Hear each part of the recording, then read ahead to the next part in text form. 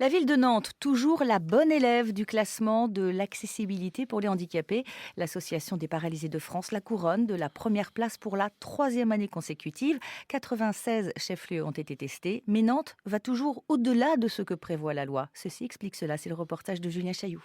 Paul Salamos est tétraplégique. Il est venu vivre à Nantes en partie grâce à l'accessibilité du réseau de transport en commun. À l'occasion d'une visite avec une amie, j'ai essayé le tramway comme ça en pensant que ce serait compliqué, qu'il faudrait demander au chauffeur quelque chose. Et puis, en me rendant compte que c'était la simplicité même, j'ai été bouleversé en fait. D'un seul coup, vous avez vraiment un univers qui s'ouvre à nouveau à vous. La liberté de se déplacer, c'est un truc de fou. Mais tout n'est pas parfait, certains déplacements restent compliqués.